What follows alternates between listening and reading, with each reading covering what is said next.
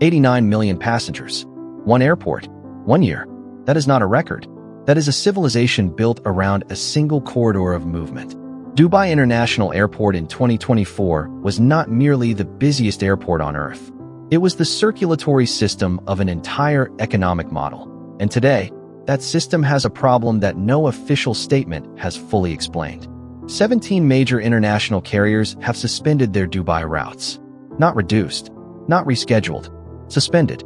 British Airways, Air France, Lufthansa, KLM, Cathay Pacific, Air Canada. Some suspended until late summer. Some until October. One until the end of the year. The gates are still there. The runways are still lit. The planes are not coming. And the question that the official travel industry refuses to answer directly is this. When the world's most connected airport loses this many carriers simultaneously, what exactly have they calculated that passengers have not? When the world's most connected airport loses this many carriers at once, what do they know that passengers don't? Source: Original Script Transcript, May 2026. Here is what 35% means. 35% of Dubai's gross domestic product flows directly or indirectly through DXB. Every layover passenger spending 4 hours in a terminal hotel. Every business traveler adding a weekend extension. Every tourist connecting from Europe towards Southeast Asia. These are not incidental revenue streams. They are tributaries feeding a single river. Remove enough tributaries and the river slows. Remove 17 major carriers in a matter of weeks, and something far more structural begins to shift.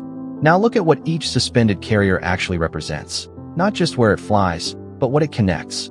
British Airways is the primary bridge between Dubai and the United Kingdom, a market that delivers approximately 2.4 million visitors to the Emirates every year.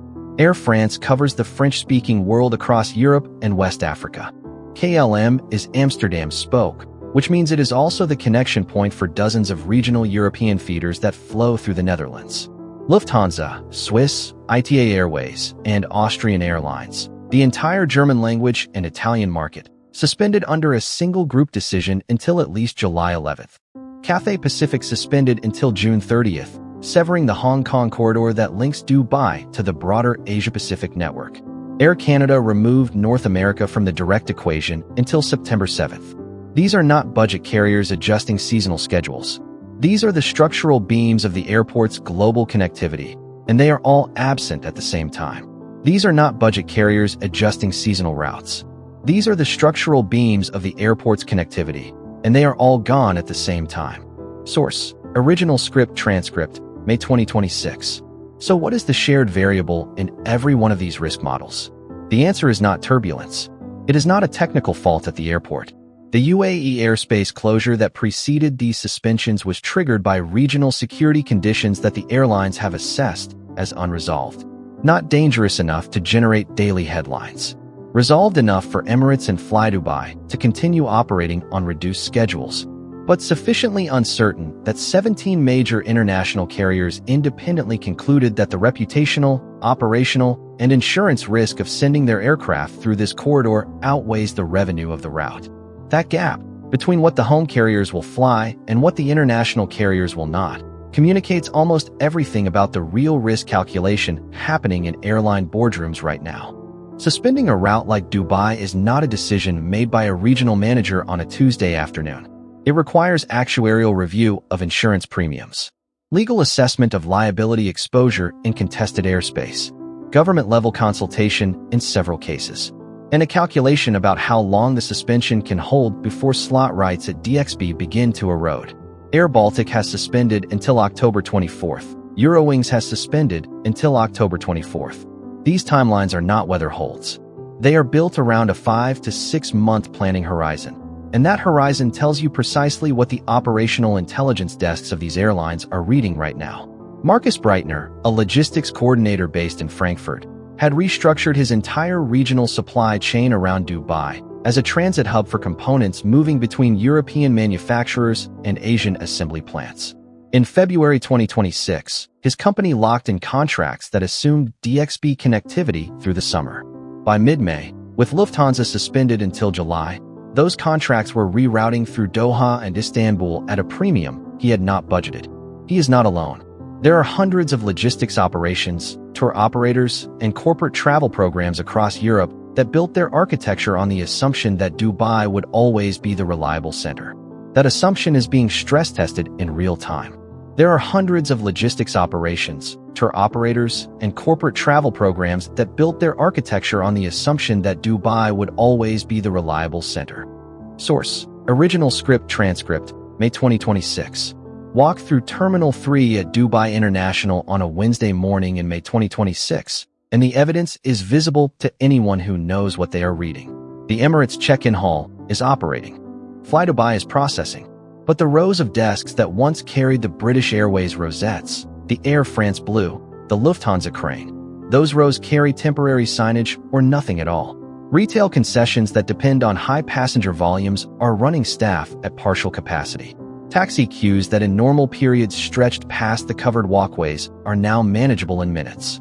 The airport is not empty, but it is operating in a register that the people who work there have not felt before, not at this scale, not with this many names missing at once. Priya Nambiar, a travel agent operating out of Dubai's Dara district with 14 years in the international booking market, processed more refund requests in 3 weeks than in the previous 8 months combined. Her clients are not panicking. They are recalculating. They are looking at Doha. They are looking at Istanbul. They are asking a question that no travel agent wants their client to be asking. Is Dubai still the default?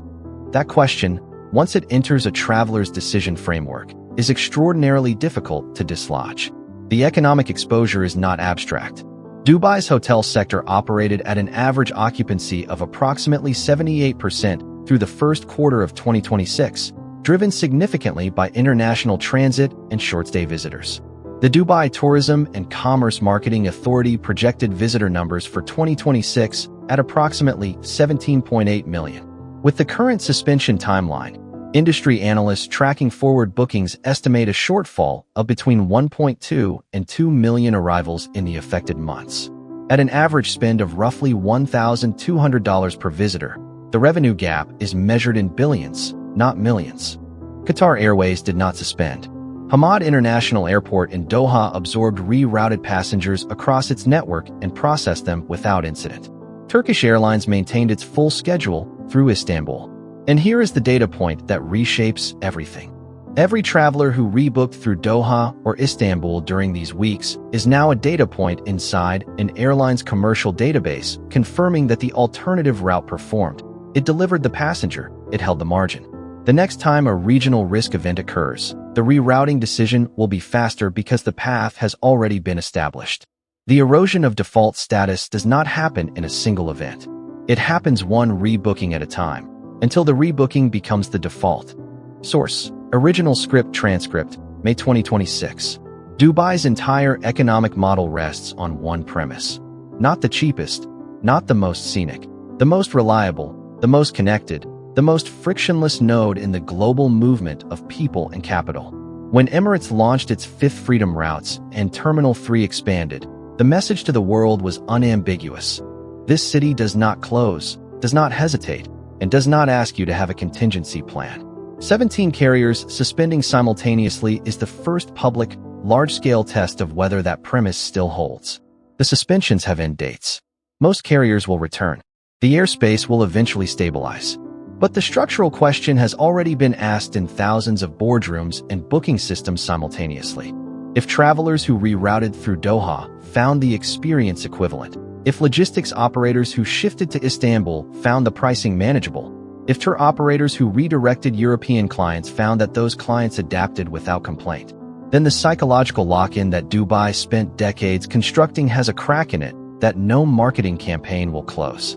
What happens to the most connected place on Earth when connection itself becomes conditional?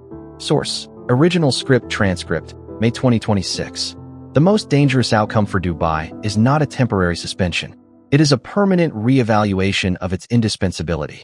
An economy engineered around unconditional connectivity now faces a world in which regional instability has become a recurring variable, not a rare exception. The question is not whether the planes return. The question is what quietly migrated while they were gone, and whether it comes back with them.